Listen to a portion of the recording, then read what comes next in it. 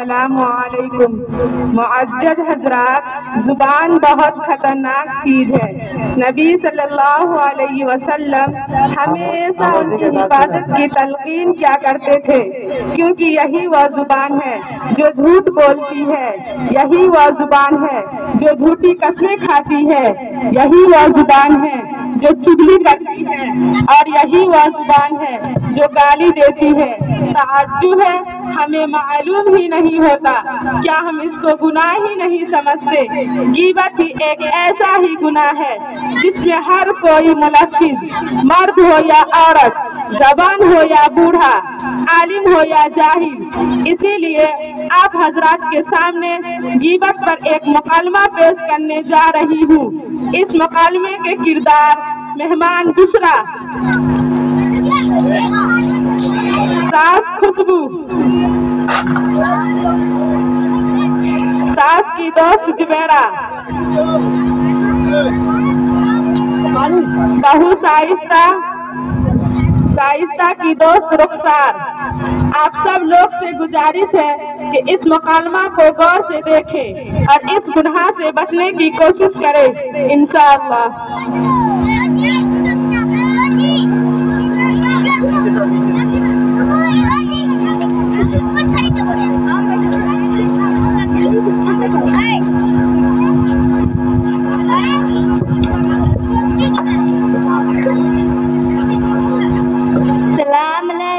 वालेकुम सलाम। बहुत दिन हो गया, मुलाकात नहीं हुई।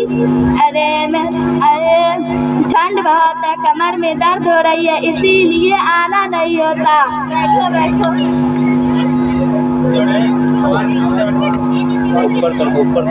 ये बहन कौन है? मुंबई से आई है, अभी मालूमात रखती है। अरे मैं तो बातों बातों में खैरियत ही पूछना भूल गई। खैरियत से है? देखती रही हूँ जैसे तैसे के दुनिया से जाना है। अरे आपा जान, अल्लाह ने आपको क्या कमी दी है? सादो आबाद घर और बेटे को भी अच्छी नौकरी है, चांद जैसे खिदमत गुजार बहुए हैं, और क्या चाहिए? मेरा मुँह ना खुलवाओ। कौन सा बेटे? उनको तो बुरे लोगों की जरूरतों का एहसास ही नहीं होता। ये किस हाल में है, तबीयत कैसी है, क्या खा रहे हैं, किसी को फिक्र नहीं। बस हमको अपने लिए बहुत समझते हैं और सोचते हैं कि जल्द से जल्द कैसे छुटकारा पाए। बहू रानी का तो पूछो ही मत, जब से हमारे घर में आई है किसी को चैन से नहीं रहने देती। नवाबजादी का सुबह 9 बजे होती है, न घर की सफाई, न नाश्ता, न चाय, ये सारी बातें घर के बड़ों को सिखलाने से आती है। लगता है इसको कुछ भी सिखाया नहीं गया। जब अपने मायके का कोई आ जाता है तो उनकी देखभाल में बिछी बिछी हो जाती है। जब हमारा कोई आता है तो कुछ भी परवाह नहीं, न बनाने के लिए पाँव बढ़ते हैं, न देने के लिए हाथ उठते हैं। नाटक शुरू हो जाता है, कभी सर में दर्द, कभी पेट में दर्द, कभी यहाँ दर्द, कभी वहाँ दर्द। तबीयत ठीक नहीं है। खाने का तो हाल पूछो ही मत। चाय ऐसा बनाती है जैसे अलमास की रात हो, और दाल ऐसा बनाती है जैसे उबला हुआ पानी हो, और चावल ऐसा बनाती है जिसे खाने से पेट में दर्द हो जाए, और हर 2 दिन के बाद मायका याद आ जाती है और जाके माँ के पल्लू से बन जाती है। अरे आपा जान, आपकी बहू इतना सब कांड करती तो आप कुछ बोलते क्यों नहीं? बहन, बोलते बोलते तंग आ गई हूँ। अब कुछ बोलना मुश्किल हो गया है। अब कुछ बोलूँ तो हमारे शहजादे का ब्लड प्रेशर हाई होने लगता है, इसीलिए खून की घोट पीकर खामोश रहती हूँ। अरे जुबैरा, मेरा छोड़ो, तुम अपनी बहू का बताओ। मैंने सुना है कि तुम्हारी बहू बहुत अच्छी है। अरे बहू, 2 कप चाय बना दो, कोई मिलने आया है।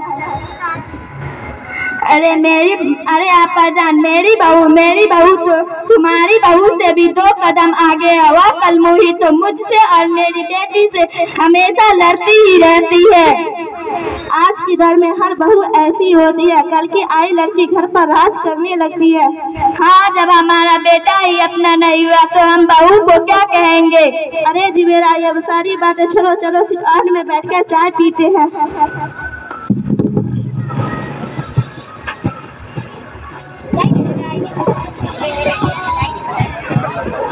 ये थी सास और उसकी पड़ोसी सहेलिन, दिल खोल कर अपनी बहू की गीबत कर रही थी। अल्लाह माफ करे, कितनी बुरी हालत है। अब देखते हैं बहू अपने सास की कैसी तारीफ करती है।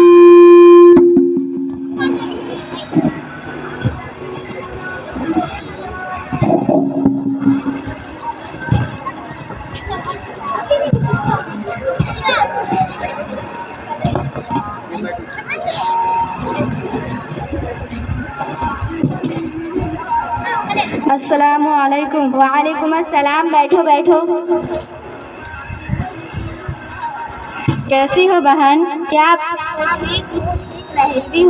ये कैसी दरमियान की बात कर रही हो? जब तक सास का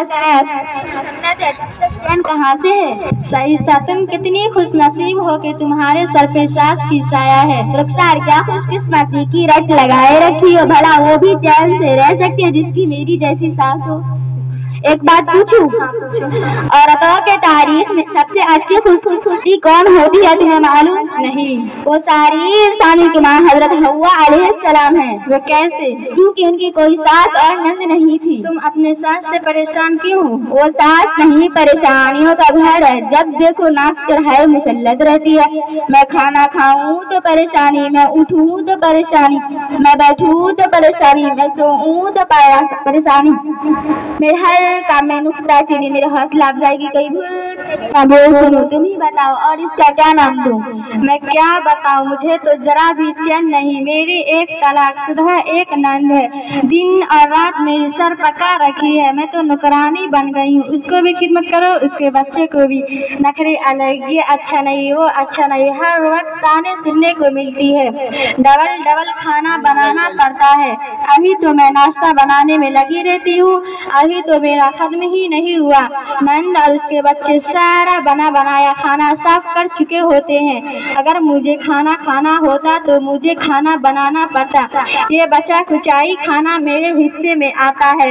मैं सोचती हूँ कि ये मुसीबत मेरे सर से कब टलेगी। सर, क्या करें, हम लोगों की नसीब ही ऐसी है जो ये सब झेलना पड़ेगा। हाँ शाइस्ता, तुम ठीक कह रही हो। अरे शाइस्ता, ये कौन है? मैं तुझसे पूछना ही भूल गई। ये बुशरा आंटी है, मुंबई से आई है। 2-3 दिन के लिए यहाँ रुक रही है। ये दिन के बारे में अच्छी मालूमात रखती है। ये पढ़ी लिखी आंटी है। आइए सासू माँ, बैठिए। बैठने दो।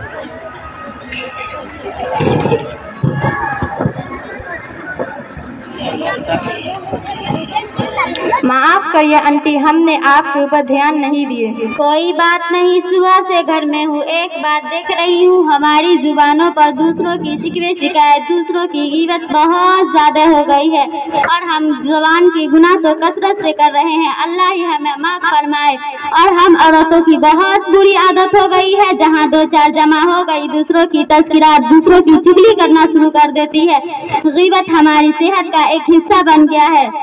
सुबह मैंने खुशबू आपा और उसकी पड़ोसन की बातों पर गौर कर रही थी और अब तुम लोगों की बातों पर गौर कर रही हूँ। ये सारी गुफ्तगू गिबत है। गिबत क्यों होगी? हमने तो जो हकीकत थी वह कह रहे थे, कुछ गलत तो नहीं कहा। अरे मेरी बहन, सुनो तो सही। गिबत कहते ही हैं उसे जिसकी हम उसकी पीठ पीछे उसकी बुराइयों को बयान करते हैं। अगर तुम बढ़ा कर कह रही हो तो बहतान। दोनों सूरतों में गिबत के बारे में कहा गया है। आऊज़ु बिल्लाहि मिनश शैतानिर रजीम, बिस्मिल्लाहिर रहमानिर रहीम।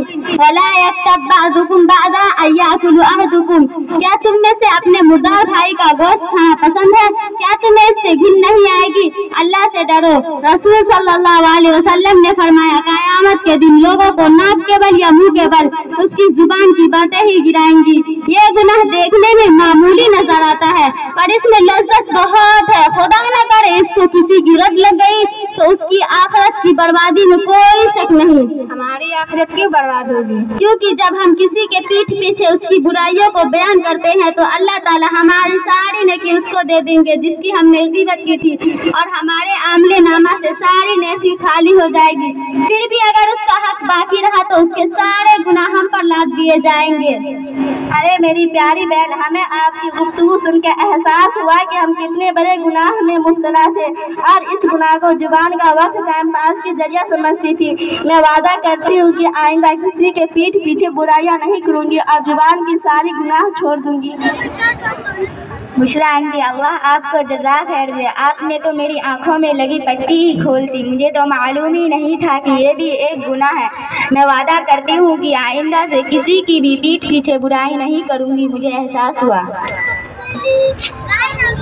अरे बुशरा, मैंने तो बहुत से लोगों की गिबत की है और पीठ पीछे बुराइयां की है। अब हम क्या करेंगे? सबसे पहले अल्लाह से तौबा करो और उससे माफी मांगो। मांगो जिसकी आपने गिबत की थी। बुशरा, तुम्हारा बहुत बहुत शुक्रिया, तुमने तो हमको इतने बड़े गुनाह से बचाया। हमने आपके पीठ पीछे बुराइयां की है। माफ कर देना बेटा, हमने भी आपके पीठ पीछे बहुत से बुराइयां की है।